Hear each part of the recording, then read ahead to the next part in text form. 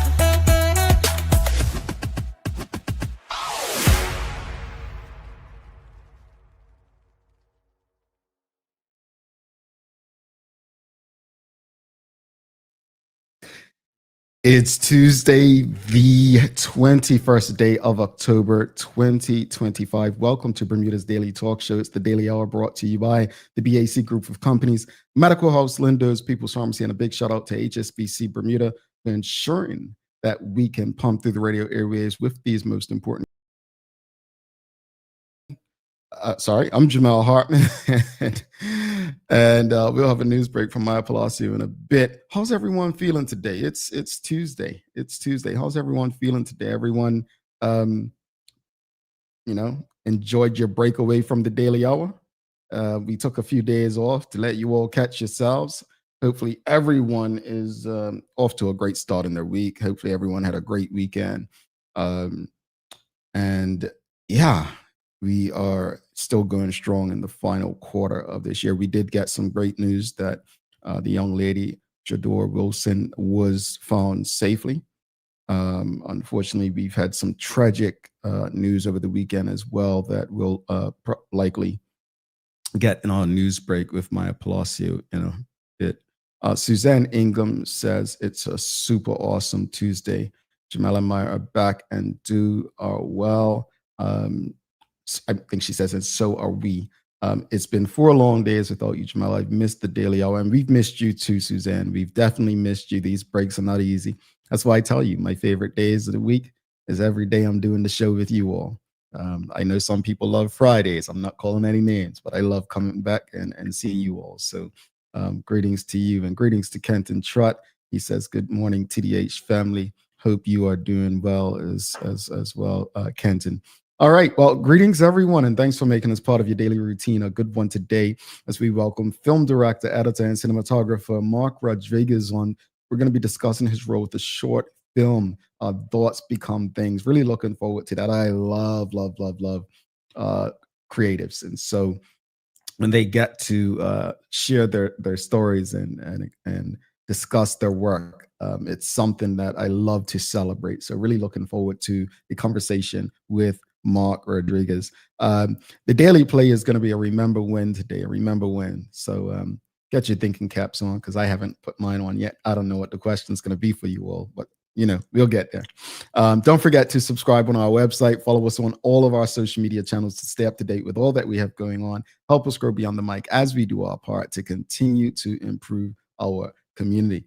All right, let's jump right into today's discussion. We've got a very important conversation to have, and it's something that we discuss so often, but I often wonder how seriously we take it. So the question of the morning is very simple. What are your thoughts on legislating mandatory mental health days, and how do you prioritize your mental health? Like, how do you prioritize it? Well, the reason we're discussing this is, there was an interview yesterday on the internet from the Breakfast Club where rapper Gucci Mane and his wife were on the Breakfast Club, and he was speaking about his mental health and the schizophrenia that he suffers from. And I also mentioned to you that someone I know has a job where they get one mental health day a month And we've had so many therapists and counselors and specialists come on this show and speak about, treating our mental health as we do our physical health, and how, most organizations we get, sick days, but those are usually meant for physical sickness where you got a doctor's note, not necessarily mental, uh, health days. We also still have that stigma if someone, is going to counseling or seeing a therapist or takes a few days off and needs to go for rest. There's this stigma that we love to attach the word crazy to people, rather than being helpful. So let's just go a bit. Let me just explain what mandatory health days are. So you maybe want, what is a mandatory health day? And mandatory health days are legally protected days or specifically designated for employees to focus on mental well-being. All right. It's just like sick days for physical health. The idea is that mental health is health, right? As you've heard from so many people, the Kelly Medeiros, the Dr. Jenna Otter Bridges, and so many others who've come on this show. And because it's health, it should be treated equally under employment law. There are several countries and various states that have already explored similar policies integrating mental wellness into labor standards. So why the push now? Why is this something that we should consider? Look, we're still dealing with post-pandemic burnout, stress, anxiety, has surged throughout the Western world. Studies have shown that mental health related absenteeism costs billions in lost productivity each year, right? Younger generations entering the workforce are more open about mental health and expect supportive workplaces. And employers are under pressure to demonstrate compassion, retention, and balance in work culture. That's what helps them attract the best, right?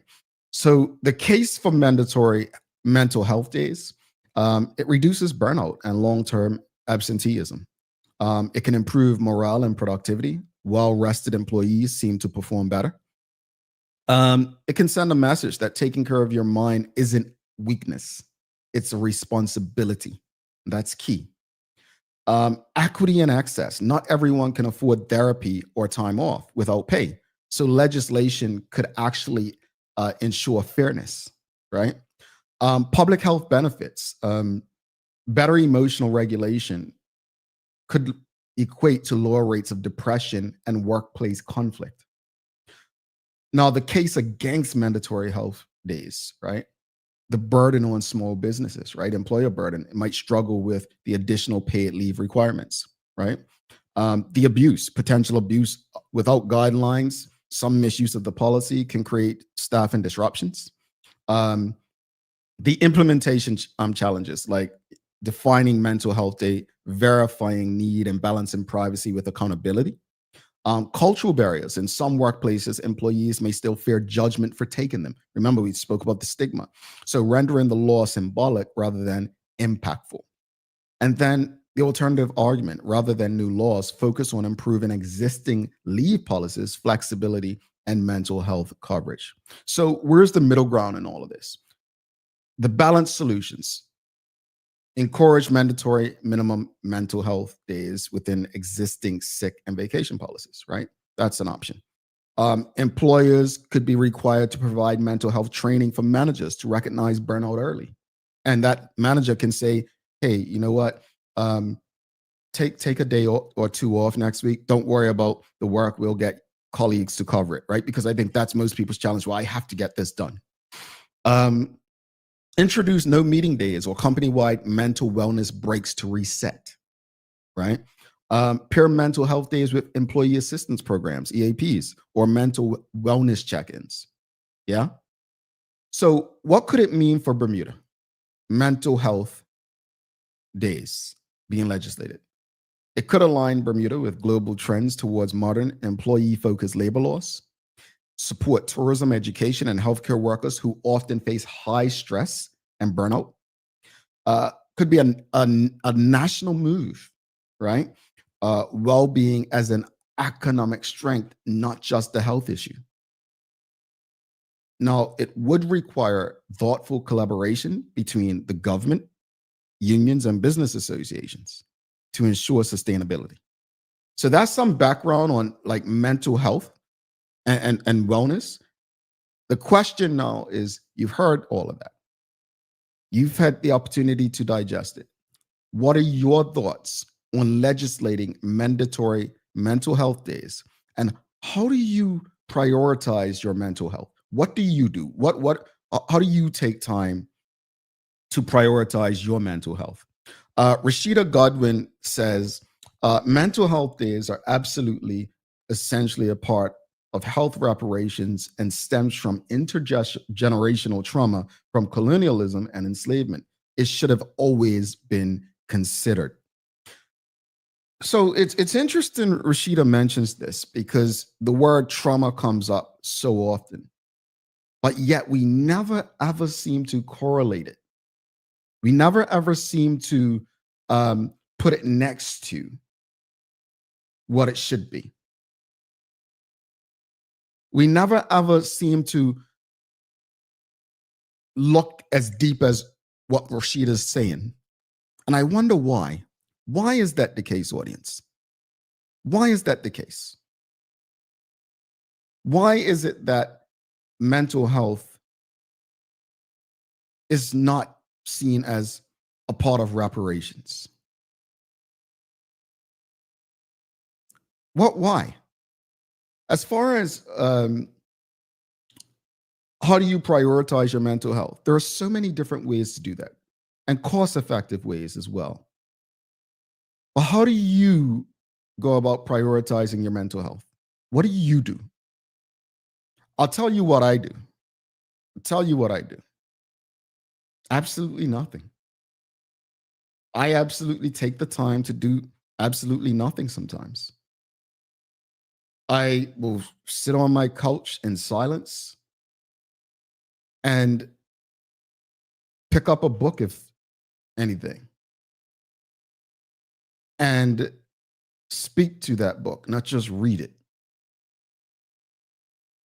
Another thing I do, go get a massage. Take my mind away and off of everything. Another thing is just go to the gym, exercise. Just get my heart pumping. Sometimes just going outside for a walk. Another thing I do is put on some music, sometimes a little classical, sometimes just piano instrumentals. But how do you prioritize your mental health? Oh, and therapy, of course. Sorry, can't forget that. And therapy.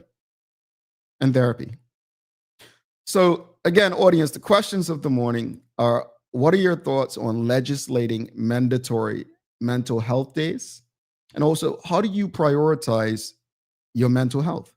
Nicole Hassel says the stigma of looking / being called crazy. Yeah, I think that stigma is still there, and it's unfortunate.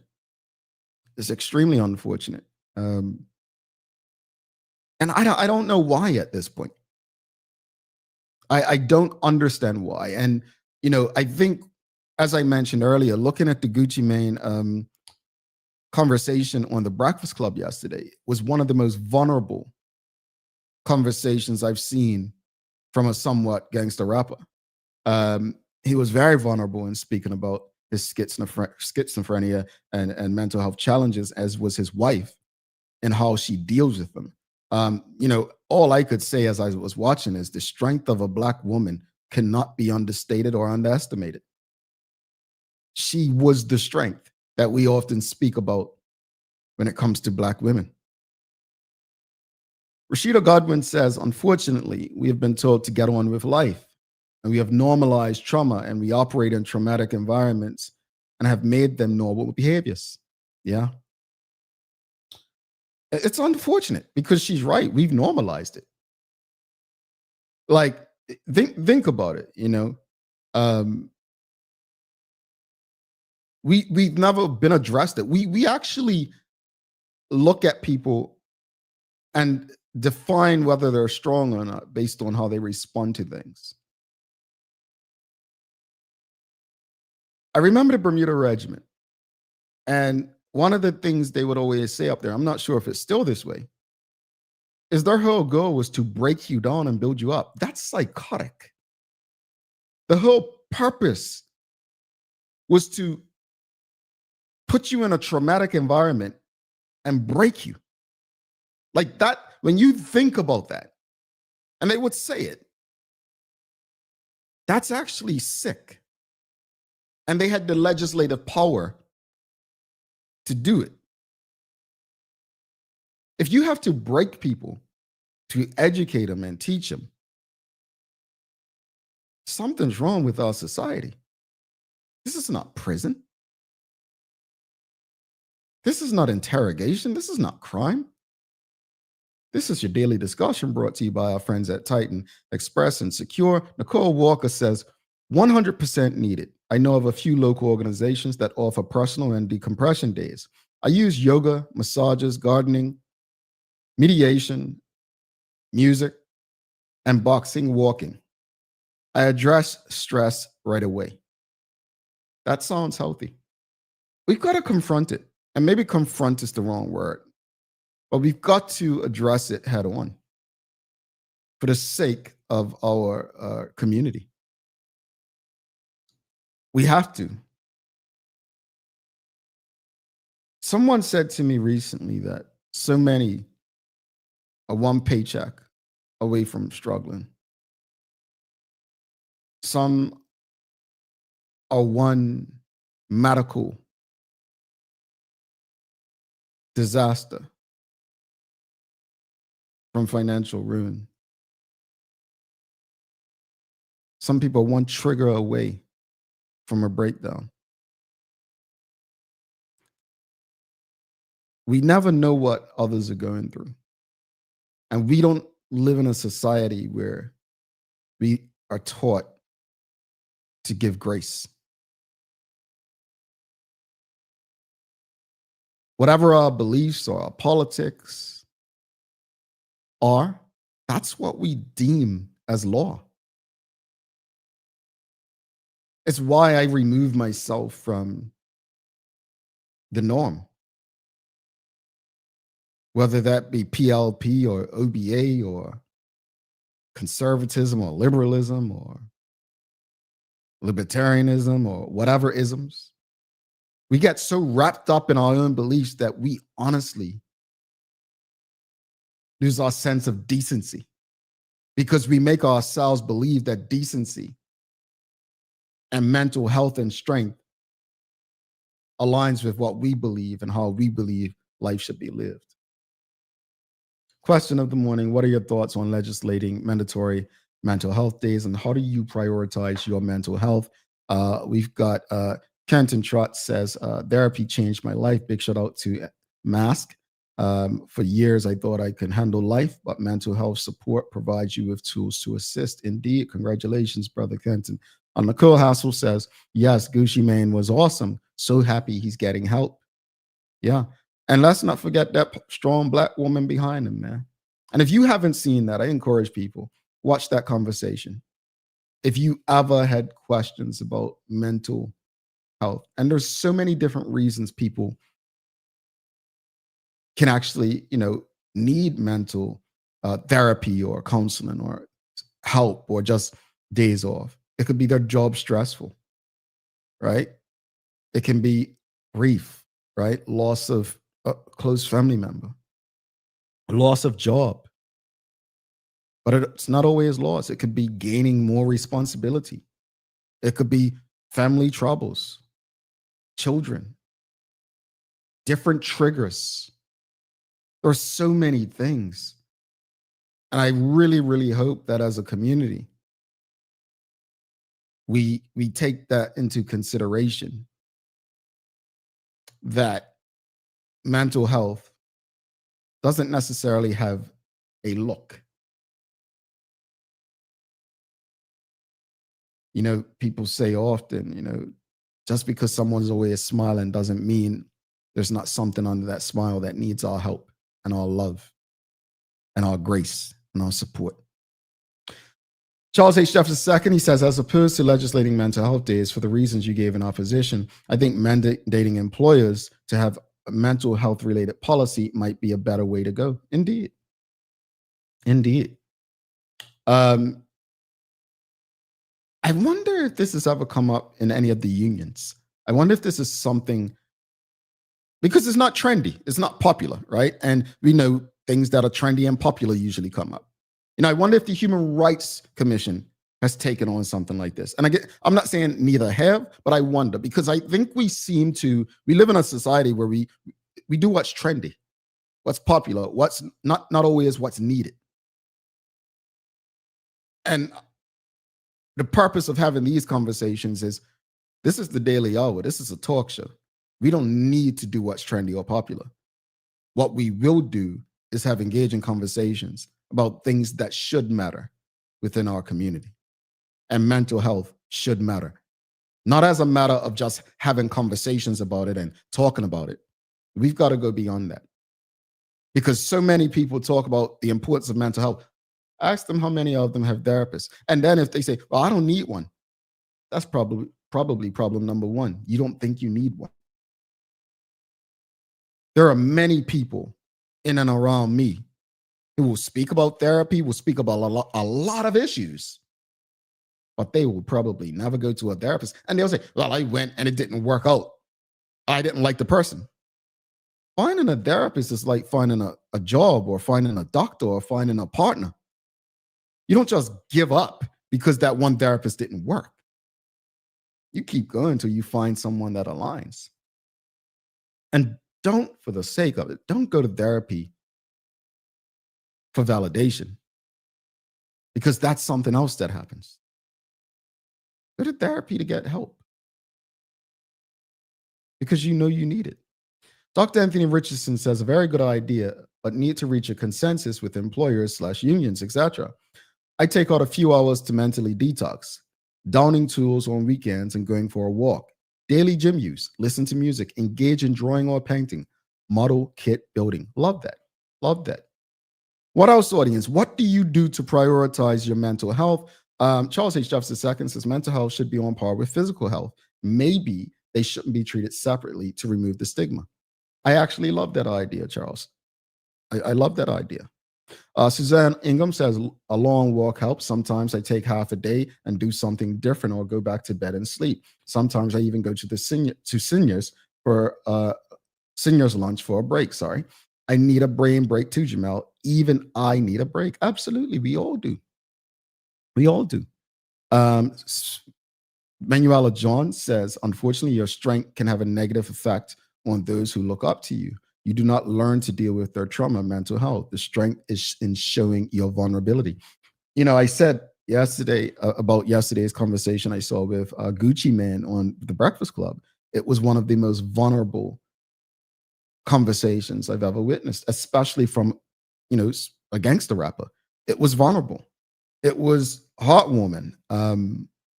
I'd encourage people to watch it.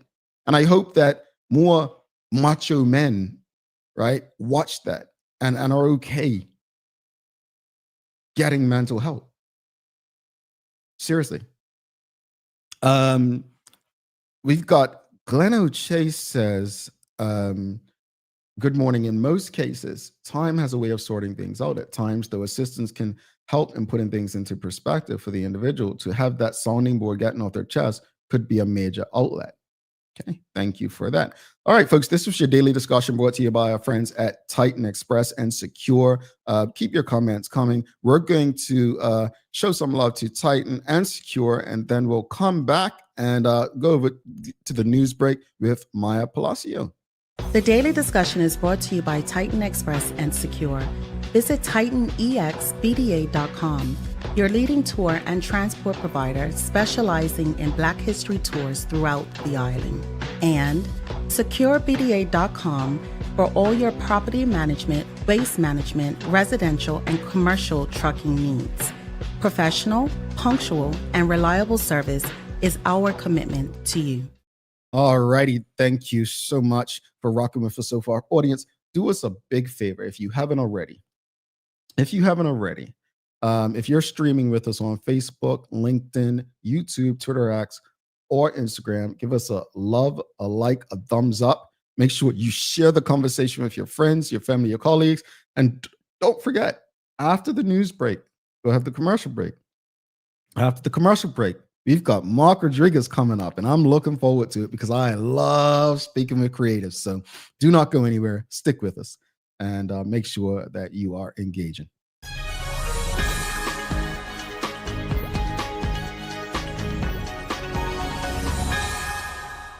Good morning, good morning. This is your Daily Hour News Break brought to you by the good people at People's Pharmacy. Wellness is about convenience too, and that's why People's offers free parking, friendly service, and a wide range of carefully selected products, from skincare to vitamins, all you could ever really need under one roof. 15-year-old Jador Wilson has been found alive and well. Police had cause to attend a residence in Pembroke where she was located. This was as a result of information received from the public and the police investigation. There is one person currently in custody. Once again, because Jador is a minor, police will not be sharing extensive information about the investigation as to protect her privacy as well as her family. Obviously, the mere fact that she is a juvenile, we have to protect our children. At the end of the day, that's the responsibility of the Vulnerable Persons Unit. So whilst I understand that the answer might not be what people want to receive, the answer might not be, people, why you hiding? We're not hiding anything. We just want to make sure that this young lady is protected and every child is protected in Bermuda. And also Patty and Pippa and all those legislations play a factor as well. The family are obviously elated, full of joy. They, as you can only imagine, I'm a father, so everybody has children, anybody has a loved one. Imagine if that loved one came home safe and well. Just think how you feel. In other news, a male motorcyclist has died after a crash in Paget Parish early this morning, Tuesday, October the 21st. Police say it happened around 12:20 a.m. on Middle Road near St. Paul's Lane, when a motorcycle and a car collided head-on. The rider was taken to the hospital with serious injuries, however, later succumbed to those injuries. The car's male driver has been arrested in connection with the collision. While officers managed that scene, a second crash was reported around 2:35 a.m. at South Road and Lovers Lane. An unresponsive female from a single vehicle rental cycle crash was taken to the hospital with serious injuries. Anyone who saw either collision is asked to call 211. In other news, around 8 a.m. on Saturday, October the 18th, police attended a report of a single vehicle road traffic collision involving a motor car near the junction of T Street and South Road in Devonshire. Upon arrival, officers observed a motor car with extensive damage resting on its roof in a ditch. It is believed that the driver lost control of the vehicle while negotiating a turn from T Street onto South Road and resulted in the car going through the wall and landing in the ditch below. There were no reported injuries or road closures as a result of the collision. Anyone with information on this incident is asked to call the main police number of 295-0011. Meanwhile, devastation and tragedy hit a family in Bermuda as a Bermudian woman was killed and her sister was injured in a car collision reported in North Carolina. The first report came from ABC 11 News. A tragic accident, which occurred on Sunday morning, claimed the life of 24-year-old Bridget Baisden and injured her sister.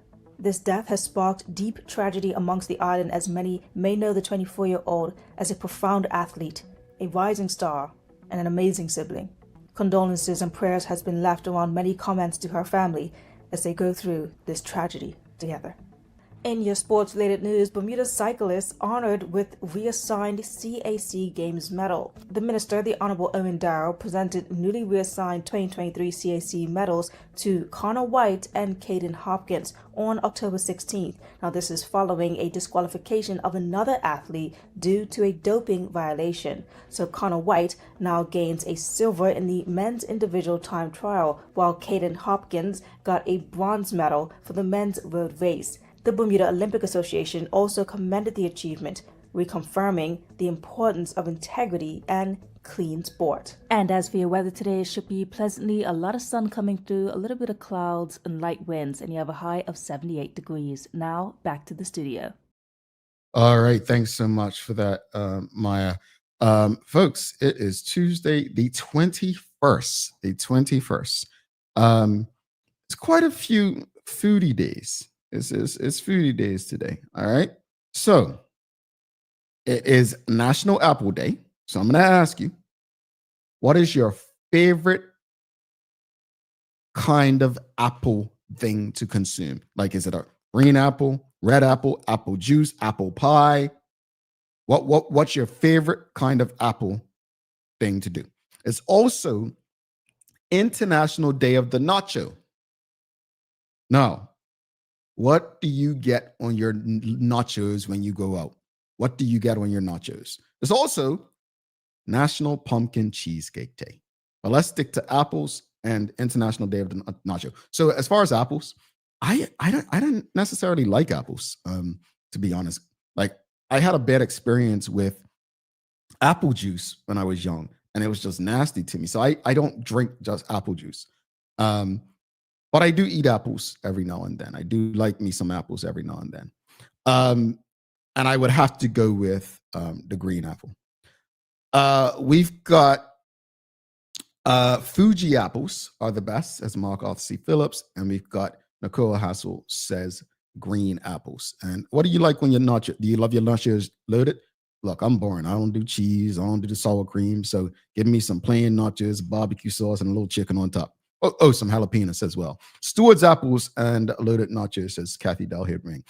Charles H. Jefferson Sackney says, congratulations to the TDH community member Kenton Trott for his unrelenting leadership in successfully leading the investigation to find Jador Wilson. Well done, sir. Indeed. Indeed, I wasn't going to put him on the spot, but I appreciate that Charles said that.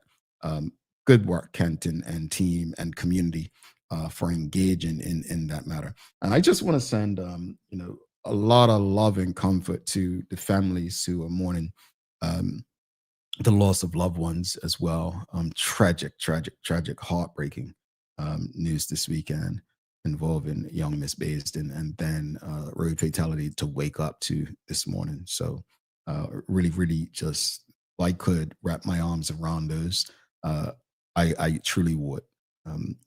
Want nothing but healing energy to them from everyone here at the Daily Hour. All right, folks, we're going to take a break. We'll come back after this break. You want to be a part of this conversation. And also, audience, I'm just going to ask you one more time. We got a great start, but if you haven't already, I'm going to call names. Dr. Anthony Richardson, Nicole Walker, Kathy Del Hayward Ming, Nicole Hassel, Michael Daniels, Glenn O'Chase, Manuela John. If you haven't already, please do us a favor. Go on our website, Rashida Godwin. Go on our website and help us gather information by filling out our survey, our annual survey. It'll take you less than 10 minutes. The average time has been 8 minutes to do it. So just find 8 minutes of your time, whether it's during the commercial break. Just help us get as much data as possible. Again, audience, the survey is on thedailyhour.com at the top of the page. Hit that survey. Tell us your truth. This information helps us, helps you. All right? We'll be back in a few. Stick with us. Don't go anywhere. Take a look at our workwear for construction workers and tradesmen. Durable, stretchable in all the right places, and plenty of options for tools and accessories. Here with our wide range of tough and comfortable footwear, you can't go wrong. As you can see, Medical House really is a one-stop shop for everybody. We can't wait to see you. See it all at our new expanded location on Bakery Lane. Discover Drop It, your go-to grocery delivery. Browse and select from a wide range of groceries, from fresh produce to daily essentials. Our friendly drivers deliver fresh groceries to your door fast, saving you time and hassle. With Drop It, you get fresh groceries delivered fast so you can focus on what really matters. Drop It, freshness at your doorstep, delivered to your door with Lindo's. Why go anyplace else?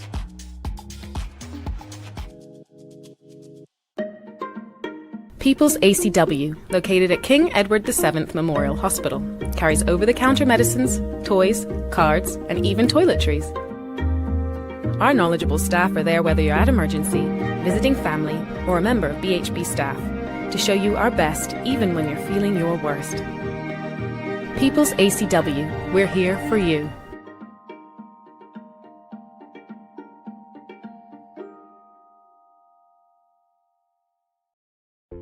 At HSBC, how we do business in our community is as important to us as what we do for our community.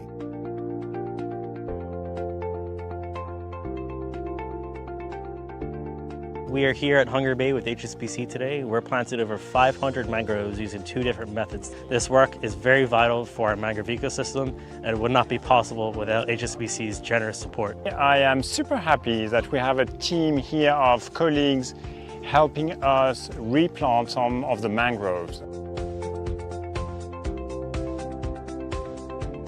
Mangroves are critical for preserving coastal nature. And with recent hurricanes, they have been taken away by waves. By replanting them, we are really helping nature be at its best.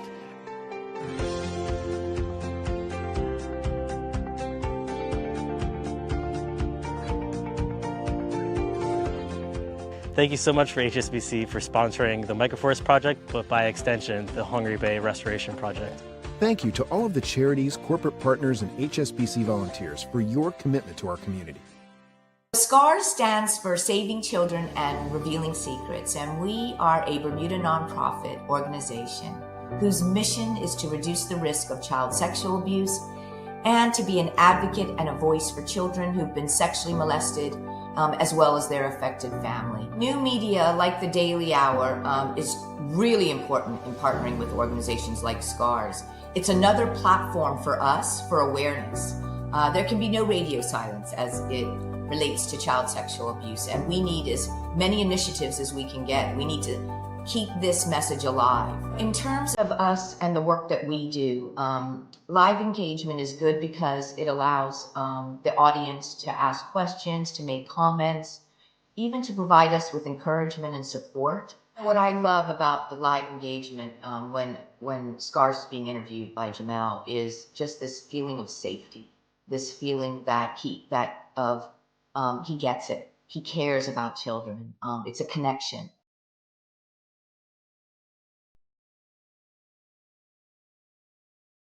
Alrighty, welcome back to the big show. Jamel Hartman here. It's the Daily Hour brought to you by the BAC Group of Companies, Medical House Lindo's, People's Pharmacy, and a big shout out to HSBC Bermuda for ensuring that we can pump through the radio airwaves with these most important community conversations. Folks, don't forget to subscribe on our website. Follow us on all of our social media channels to stay up to date with all that we have going on. Help us grow beyond the mic as we do our part to continue to improve our community. Without further ado, we've got a very special guest today.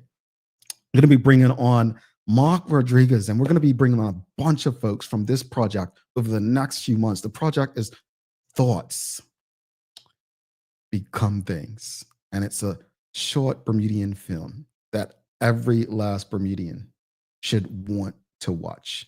I had the opportunity of rewatching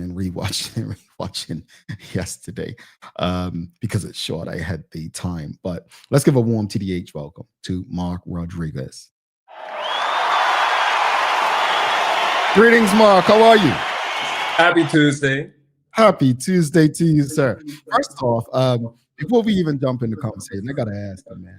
It's National Apple Day. What's your favorite kind of apple, man? Jeez, my favorite apple is a Mac laptop. That's how I edited this film. So, but if I had to say, I would say shoot a red apple. You know, you can't beat that. Okay, man, why didn't I think of that apple joke first? That could have been my joke of the day, but okay, red apple. Are you a nacho guy? Am I a nacho guy? A nacho guy? No, not really. But I mean, cheese I love, you know. So maybe if I want to try nachos, you know, I gotta get a little bit more into it, you know, like get that cheese. But what about you? What type of nacho are you into? I like I said, I do mine plain. I don't do cheese, sour cream, and that stuff. So call me boring. Yeah. But thanks again for doing this. Just for those who don't know, just tell the audience a bit about your background and what it is that you do. Absolutely. So as you see, and if you can't see, you know, you can hear, well, I'm a cinematographer, I'm a film director, I'm a video producer. You know, pretty much I live in the domain of creating things visually. And so, you know, specifically people would tell me what they want, and then I can create it kind of with my lens and my editing and kind of bring that idea to a visual reality. So I wear many hats. And so, I do political campaigns, I do weddings, I do music videos, I do events, I do short films. So for the most part, I love to call myself a visual architect, because I wear so many hats. It's not just one domain. So videographer, video editor, film director. Yeah, that's me. Okay. Got the skills to pay the bills. Audience, I just want to ask the audience as we jump into the convo. Audience, have you seen the short film Thoughts Become Things? Have you seen it? Let's speak about it. How did Thoughts Become Things start as a simple collaboration and evolve into a full-fledged community-driven film project? Yeah. So specifically, it came around the time of March 2023. And this was with a collaboration that I have done with Stephan Johnstone. So he's a graphic designer and poet, one of Bermuda's leading poets. And specifically, we worked on a short film. This was a couple months prior to Thoughts Become Things, or the idea of Thoughts Become Things. This one was titled Bermudian Poet. And so Stephan wanted to get a little bit more into creating short films out of his poetry, his long catalog of poetry. And that was a successful, project between us. And, we started becoming more of this, what can you say, this creative collaboration. We got into more of this energy. And so, he hit me up. He sent through kind of a voice note and saying like, hey, Marq, I have this poem and I don't know what I want to do with it yet, but I feel something in it. And I heard it and I was like, yeah, this, I really feel it too. And, all that he mentioned was like, I know I wanted to have gumbays and I know that I wanted to have a mobilette. And so, those two elements we kind of evolved from. And pretty much we didn't necessarily have a story, but for me, whenever I do films, I always put a very strong emphasis for music, right? Because it's audio visual, right? That's the type of format that we're dealing with. And so, from an audio perspective, I immediately thought of Derek G. Simmons. And so he's Bermuda's leading music producer and artist. And so specifically, he had worked on a Gumby project years prior. And specifically, I was like, okay, well, if Stephan, if you're mentioning gumbays, and we're talking about we need sound, let's bring on Derek before we start building a story. So this was the beginning of the trio, where we were just going into kind of like, we don't know what story we want yet, but we met with all Gumbay troops that were available. We met with 6 successful troops that are also featured in the film, just to understand a little bit of, what makes the Gumbay beat. You know what I mean? And more so kind of not from a drum perspective, from a why be a part of being a Gumbay? What does that mean to you? Because, we usually just see them, harbor nights, or if it's like holidays and stuff like that. But we don't necessarily get to sit down with an actual Gumbay and ask questions. And so with asking those questions, we were able to, over the next couple of months, from having the idea, sitting down with Gumbay troops and sitting down with persons that are creating the regalia. So you're talking about like the actual designers and stuff like that. So the whole gamut we wanted to understand. And we came with this narrative of trying to merge together the 3 histories of the Gumby, which is Bermuda history, Native American history, and West African history. And that was the beginning. So okay. Audience, if you have any questions or comments, please send them through. So I did ask Marq before I asked my last question to you, has anyone heard or seen it? And we got Mark Arthur C. Phillips says no, not yet. We got Suzanne Ingham said no, this is the first time I've heard of it. Well, Mark says, my bad, I have seen the short film and it is good. Thank you for sharing talent with the community. Okay. Woo. Mark, you had me there. I'm like, come on, some of you all have seen and supported. But I'm glad that people are aware of it, and sometimes going into different spaces so that people do become aware. But specifically when it comes to you, wearing multiple hats, the director, editor, cinematographer, how do you balance the technical side of filmmaking with the emotional storytelling behind a project like this? That's a very good question.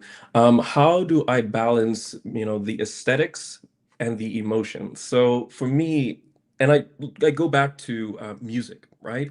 Music is something you close your eyes and you already think about visions. And so what I want to do, how I balance, I kind of start out from a audio perspective or audio focus. And so I try to really find a track. In this case, we had Derek, he's a genius in his own right. And we didn't necessarily have a specific brief, right?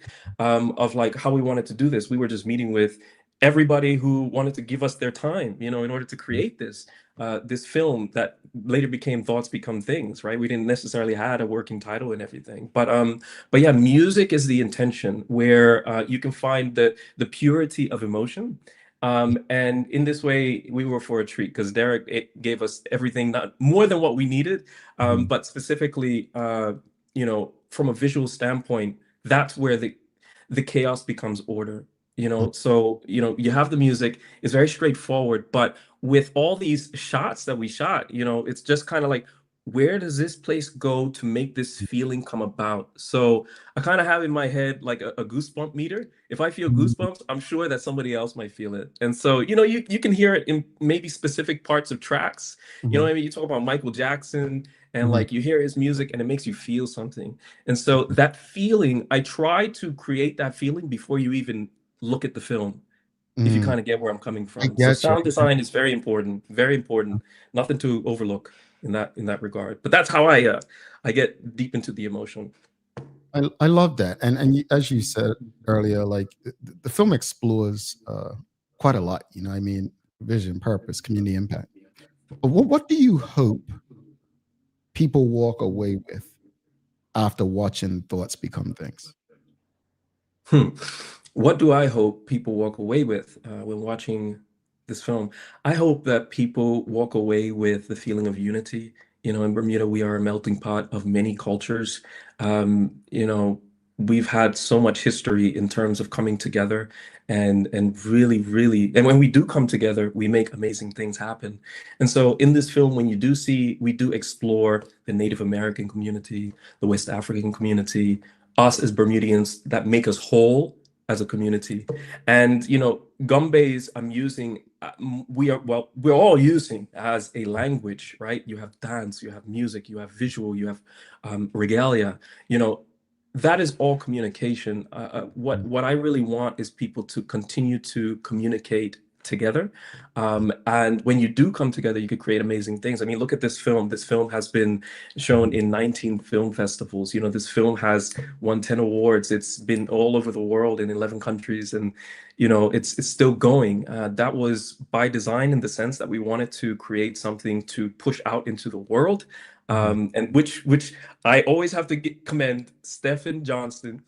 He is, he has so much patience because like pushing this out to film festivals is not easy, and he put it out to so much. We were just, let's create a film, let's put it out in Bermuda, but he was like, let's put it out, and so specifically now the film is out after it's done its film festival circuit, so everybody can see. So you did get comments, like, oh, we haven't seen it, but now you can, just type it in, Thoughts Become Things Bermuda, and you'll be able to see it. But yeah, what do I want people to take away when you do see it? I want you to feel good that when we do come together, this is evidence that we can create something great along the long list of great things we've done in Bermuda. We punch above our weight on this island, and I'm just happy to make my mark. Every creative journey has its challenges. What were some of the biggest hurdles that you faced during production of this, and how did you get through them? Yeah, so the biggest hurdles for us was more so weather.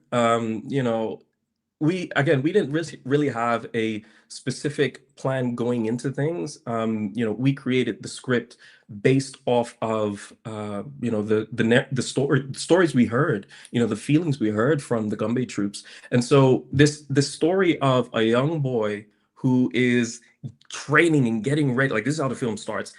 A young boy is training, and this will lead into like the problems you'll see.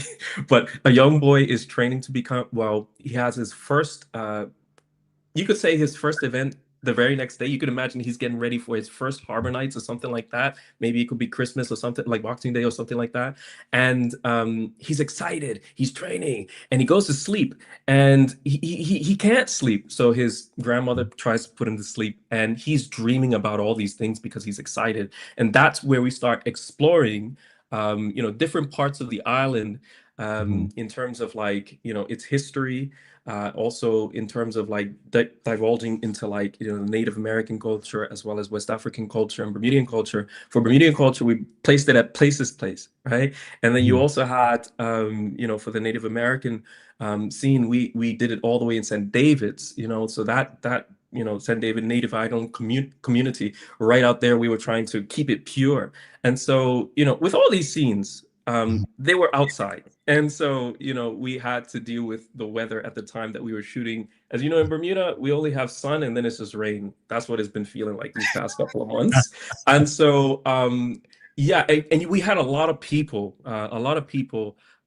to organize, you know what I mean, for these scenes, like the West Africa scene that took place at Horseshoe Bay at night. This is the story you will always hear in terms of the number one problem was like, we had so many people involved, Don Keeley, Bermuda Don Keeley, and they themselves had drums, they had the regalia and everything, and it couldn't get wet. And so the whole day was kind of sketchy. But I was like, you know, it's gonna clear. Stefan's like, Marq, I don't know, maybe we might have to do a rain check. I'm like, don't worry, it's all good. You know what I mean? So we just had that positivity. And, you know, we went there and the clouds came out and it was just this beautiful full moon. And so, you know, that illuminated the whole scene as well. So I mean to say is our challenges was just the more mental. Okay, yeah, it might rain. Yeah, okay, the weather might not be good, but let's see what we can get. And so we went into it. Those were more of the challenges. Really, it was just weather. Everything else was straightforward. You know, you've mentioned Stephan quite a lot regarding the collaboration on this project. What you know, I know all about partnering with people. Sometimes it works, sometimes it doesn't. What made partnership with Stephan in particular work, and how did your creative style complement each other? I guess it all boils down to trust. This idea came about from Stephan having the trust in letting me hear just the voice note, you know, just about this idea. And just that trust to, you know, in terms of, hey, maybe let's go this direction, let's go that direction. You know, I mean, it first started many, many, many years ago, you know, when Stephan and I went out to represent Bermuda for poetry. This was at Brave New Voices. This was in 2013, 14, and 15. This was in collaboration with Chustic, the Chustic Foundation, and specifically they brought out youth. I was representing Bermuda at the time, and Stephan was my poet mentor. And so, you know, we went out, we represented Bermuda in the US and stuff like that. But that was many, many years back. So goes to show, you know, when you make good connections or when people see you in the community, especially from a young age, you know, later on it will amplify, you know, in terms of the opportunities and the avenues you can get into. So that's my history with Stephan. But really it's trust. You know, we went into Bermudian Poet, which is a short film. I believe you could see it on his website if it's not already on YouTube. But just creating that, he got excited at the idea of like, wow, these poems, just like music, they give me visuals, or you hear things and you feel things, but to see it, yeah, it's just, so he trusted me with his idea as a baby, and you know, and then we started evolving it together, the three of us. So it's also with Derek, and so you know, I say like Stephan thought of it, and like the whole ship, we all had three hands on the wheel, you know, in that regard. So yeah, so I just love the inclusiveness. Like this entire conversation, this is group project at its best, right? So often when we're in school and college, we hear about like put in group projects and someone not. But this is this is what makes me believe that partnerships can work. So I'm happy to hear this, and really looking forward to discussing with some of your colleagues on this film in the next few months. Let's go to the audience. You did mention earlier. Mark Arthur C. Phillips is asking, do we still have a Bermuda Film Festival? Yes, we have the Bermuda International Film Festival. You will have to just type that into Google or your best search, and then you can find more details about it. But Bermuda does have other they have other type of festivals, I wouldn't say smaller ones, they're also important. But there's always festivals happening in the sense of like, you know, well, what is a festival? You know, it's just a you know, a collaboration of films that are specifically for a topic. it could be, right? So there's many festivals going around in Bermuda, but the main one is Bermuda International Film Festival. That was the first film festival that I put in my film in 2014, which jump-started my whole career. So do check it out, Bermuda International Film Festival. All righty.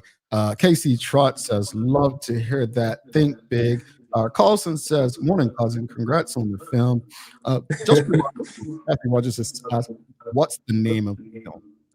Yes, the name of the film. Well, if you say for this film, Thoughts Become Things.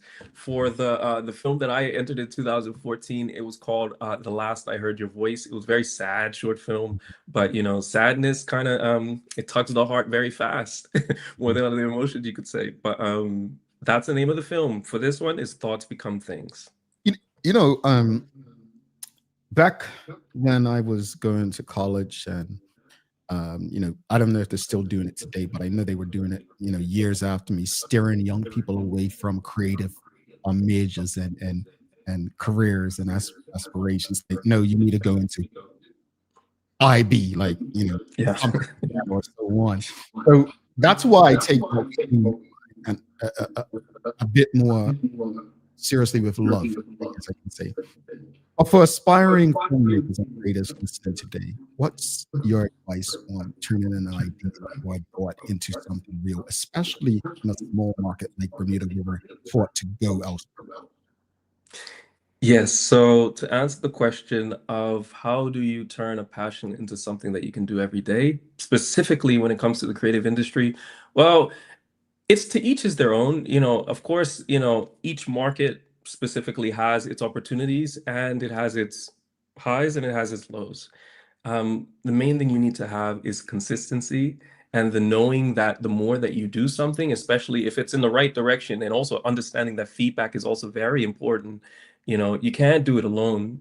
You just have to keep doing it. I hate to be like, Nike, just do it, but you have to just do it. Everything will fall into place. The hardest thing is just starting. The hardest thing is just thinking about starting, actually. You just start and everything just happens. And so for me, when I got into, filmmaking, it was a very precious time in terms of like social media. People got to understand, hey, if I don't have a social media presence, I guess I don't exist. And so you also need to do photography, but videos is what conveys, the whole meaning. And so, long story short, it's kind of just understand the time that you're in, and also if you keep doing it and you're kind of helping people, that's all that it is, right? That's all that you're doing. If you can help people, if you could find a way to help people, that's entrepreneurship 101. If you can learn how to help people and be useful, there's money in that. And so, you just have to find what people are trying to, get to the next level. How can you help them? How does your creativity help them? And that way you're able to access that pool of capital. And so that's what I say. I think you just have to be conscious and like see where the problems are and how to help, because that's the hole that creatives get into. The creatives just like, I just want to create for myself. And you can, like, you have freedom, you have full autonomy. But if you want money, you have to see where you're useful. And so how can you be useful? Be happy doing what you're doing. That's where you find that common balance as a creative, earning, making a living. But as a creative on your own, please just follow your heart. That's all I say. Just remind people, Marq, where they can go to support Thoughts Become Things, as well as some of the other work that you all have produced and put up. Thank you.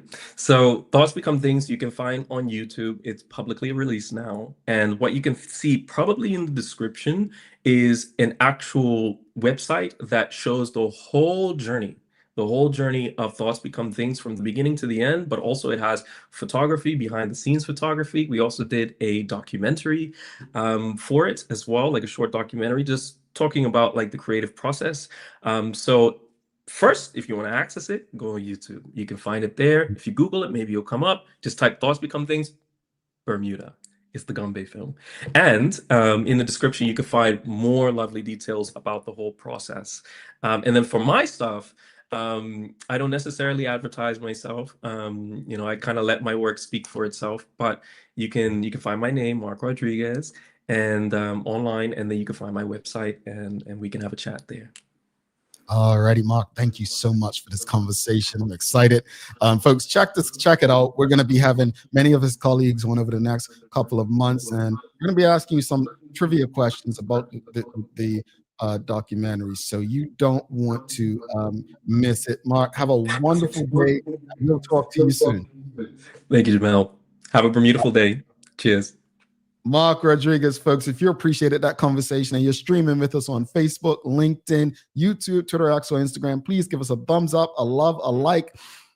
Don't go anywhere, because we're going to take a quick break while you're doing all of that and completing the survey. But we'll come back, we'll do the daily play, we'll wrap it up, and let you go and enjoy the rest of your Tuesday. Stick with us. Don't go anywhere. Considering the increasing challenges faced by financial institutions, the need for insurance protection is a critical component of the risk management framework. At Friesenbrook, our priority is to safeguard your assets with the most optimal, cost-effective risk management cover to help protect your business, whether it be cyber, directors and officer liability, professional indemnity, or property insurance. Call us on 296-3600 to learn more about our full suite of competitive corporate insurance products. At Friesenbrook, we provide insurance you can count on. Dreaming of expanding your business?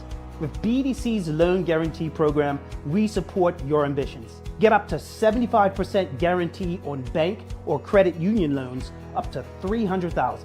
Just your vision and our support. Apply today and unlock new business opportunities. BDC. Bermuda business starts here.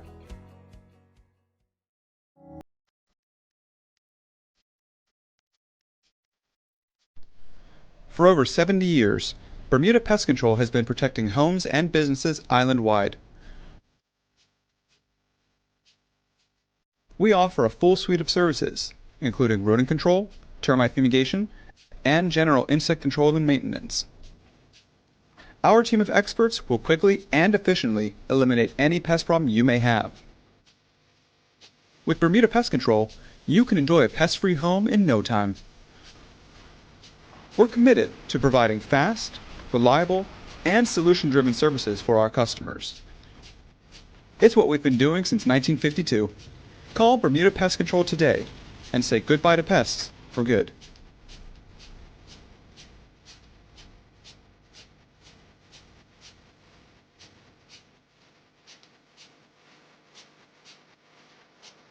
Looking for the best care for your pets? Novazok Feed and Supply has everything you need. From top quality foods to toys and supplies, we've got it all. Join our frequent buyer program and earn rewards every time you shop. Plus, we've been awarded the Clever Customer Initiative program for helping you save more. And don't forget, we open an hour early on Saturdays so you can get a head start on your pet care. Visit us today or shop online for easy pickup or delivery. Your pets will thank you. PALS is a cancer care charity. We started 45 years ago. What started as a charity with a half-time nurse, and basically just assisting patients going home from the hospital, but patients dying at home.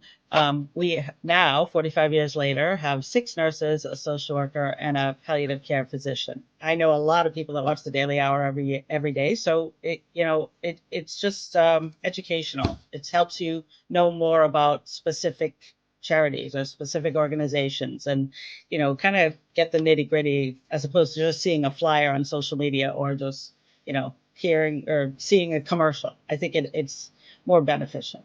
Like if I'm on the radio or on TV, I'm just like telling you what I think you want to know. But you might have specific questions that I can answer directly. I think it's much better having the live engagement.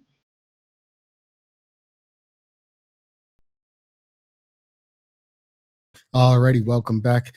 I am Jamel Hartman, and this is the Daily Hour brought to you by our friends at the BAC Group of Companies, Medicals, Lenders, People's Pharmacy. Big shout out to HSBC Bermuda for ensuring we can pump through the radio airwaves on Hot 107.5 on a regular basis with these most important community conversations. Thanks again to Marq Rodriguez for stopping by. I love talking to creatives. The excitement, the collaboration, the love for what they do can't be missed or understated. Folks, if you haven't already and you're streaming with us on Facebook, LinkedIn, YouTube, Twitter, X, and Instagram, please give us a thumbs up, a love, a like. Make sure you share these conversations with your friends, your families, your colleagues. It is time for the Daily Play, brought to you by Bermuda Trivia, now available at stores throughout Bermuda. Follow Bermuda Trivia on Facebook, Instagram, Twitter, X, and TikTok to find out why it's Bermuda's favorite trivia game. All right, it's a remember when audience. All right. What 1977 film was largely filmed in Bermuda?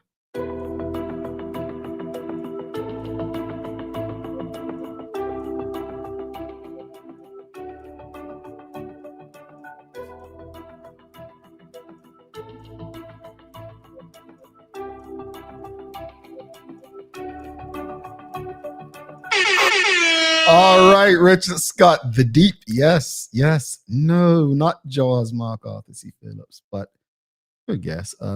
Michelle Doris and Renee Simmons and Sheikah Rayner and Stacey Ann Brown and the C movie, says Dr. Anthony Richardson.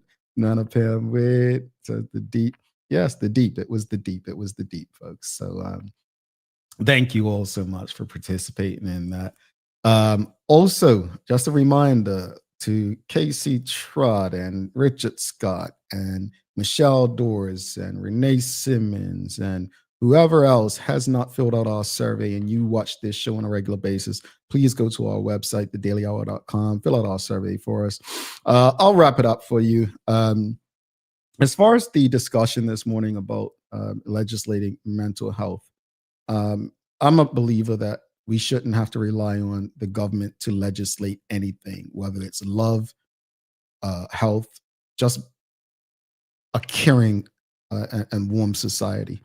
I think it should be up to the companies and organizations to do what's in the best interest of the human beings that they employing. Now, if they're unable to do that, then I guess we do have to expect the government to step in. But my hope would be that more private entities will take the lead on this, and we won't have to rely on government intervention. That said, I really, really do hope that as a community, we stop thinking that, oh, I'm okay, I don't need therapy or counseling. So many people who speak of trauma and the need for therapy and counseling, I believe all Black men should go to therapy. I do. And it goes back to what Rashida Godwin said earlier. I believe all Black men should go to therapy. Seriously. I have many reasons for that. But brothers, if you are tuned in, yes, go to therapy. Trust me. It's necessary. With what you have to deal with on a regular and a daily basis, go to therapy. Your physical health is important. Go to the gym. Your mental health is just as important. Speak with a professional. As far as the conversation with Marq Rodriguez, as I just stated, I absolutely love speaking with creatives. Marq, just now as he was speaking, I put out a video yesterday, and I made it a promise when I went to the National Association of Broadcasting conference, which we attend every April, to be more open with you all. And with the help of some friends, I shared a video of what Studio J, where I shoot this show from, in Atlanta looks like. And I wanted to let you in. And some of you always write me, thank you, I love to see behind the scenes. You'll see on our social media, we say, this is not a podcast. This is a talk show. Don't limit us to being a podcast. The only reason you would refer to this as a podcast is because you think, oh, it's online. It started online. We are not a podcast. We are a talk show that streams online. And we don't just turn our computers on or our devices and go live. Anyone who's been on this show will tell you they get a lot of instructions to follow when they're coming on to engage with us. I respect what Stephan and Marq and the others have put together here. You all may just see a short film, but I understand the amount of work that goes into that short film. I remember when I was young, before I had any knowledge of the business of movies and TV, I didn't realize how long it took to make a movie. The editing process for one movie could be years. That's something that I had to come to terms with, that sometimes the good things that we enjoy take time. It's a process. It's a journey. So I'm grateful, and I'm really looking forward to the others to come on and discuss their role in Thoughts Become Things. All right, got to leave you with some daily inspiration, and I'll just say this. Don't be discouraged by anyone who doesn't share the same vision, have the same dreams, or aspire to accomplish the same goals as you. Keep going. All right, folks. Again, if you haven't already, please go and do our survey. It's on thedailyhour.com. Again, it'll take you no more than 10 minutes. Go do our survey. If it takes you more than 10 minutes, forget I said that. But it shouldn't take you any more than 10 minutes. Go do our survey for us. Do us that big favor, honestly. Thank you so much. Don't forget to subscribe on our website, thedailyhour.com. Follow us on all of our social media channels to stay up to date with all that we have going on. Help us grow beyond the mic as we do our part to continue to improve our community. Thanks again to our partners, the BAC Group of Companies, Medical House Lenders, People's Pharmacy, and a big shout out to HSBC Bermuda for ensuring that we can pump through the radio airwaves with these most important community conversations on a regular basis. As always, we appreciate you, we love you, and we thank you for making us part of your daily routine. If all goes well, we'll be back to do this again with you tomorrow. I'm Jamel Hartman. Please do make it a safe and a great day. We are out. Peace.